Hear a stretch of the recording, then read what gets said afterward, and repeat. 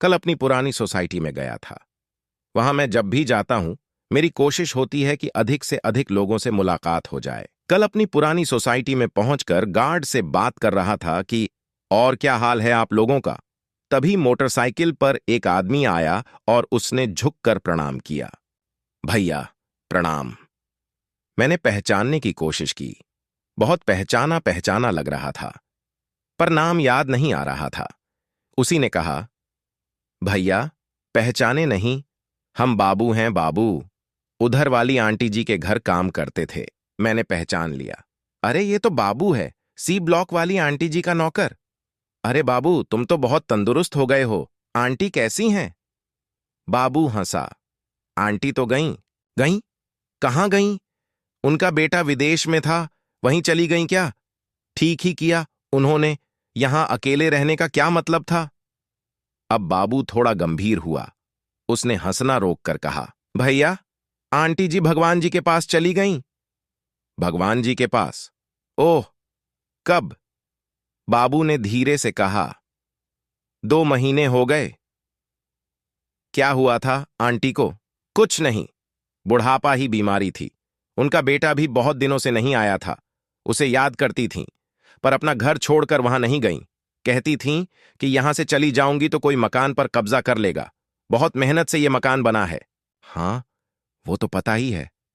तुमने खूब सेवा की। अब तो वो चली गईं, अब तुम क्या करोगे? अब बाबू फिर हंसा। मैं क्या करूंगा भैया, पहले अकेला था, अब गांव से फैमिली को ले आया हूं। दोनों बच्चे और पत्नी अब यहीं रहते हैं। यहीं मतलब उसी मकान में? जी भैया, आंटी के जाने के बाद उनका बेटा आया था। 1 हफ्ता रुककर चले गए। मुझसे कह गए हैं कि घर देखते रहना। 4 कमरे का इतना बड़ा फ्लैट है, मैं अकेला कैसे देखता?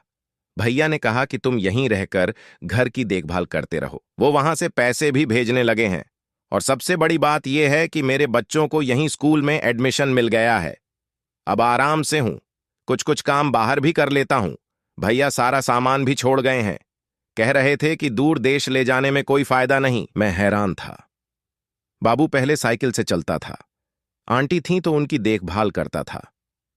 पर अब जब आंटी चली गईं, तो वो 4 कमरे के मकान में आराम से रह रहा है।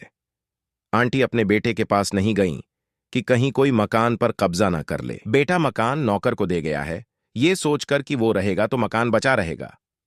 मुझे पता है, मकान बहुत मेहनत से बनते हैं, पर ऐसी मेहनत किस काम की जिसके आप सिर्फ पहरेदार बनकर रह जाएं। मकान के लिए आंटी बेटे के पास नहीं गईं। मकान के लिए बेटा मां को पास नहीं बुला पाया।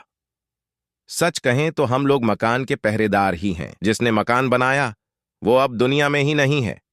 जो हैं उसके बारे में तो बाबू भी जानता है कि वो अब यहां कभी नहीं आएंगे। मैंने बाबू से पूछा कि तुमने भैया को बता दिया कि तुम्हारी फैमिली भी यहां आ गई है।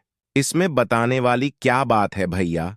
वो अब कौन यहां आने वाले हैं और मैं अकेला यहां क्या करता? जब आएंगे तो देखेंगे, पर जब मां थीं तो आए नहीं। उनके बाद क्या आना?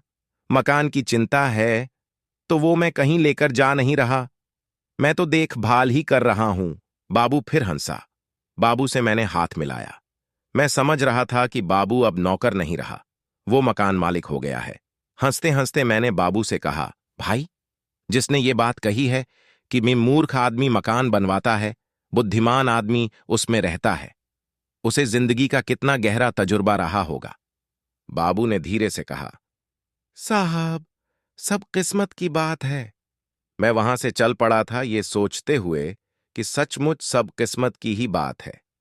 लौटते हुए मेरे कानों में बाबू की हंसी गूंज रही थी। मैं मकान लेकर कहीं जाऊंगा थोड़े ही, मैं तो देखभाल ही कर रहा हूं। मैं सोच रहा था, मकान लेकर कौन जाता है, सब देखभाल ही तो करते हैं।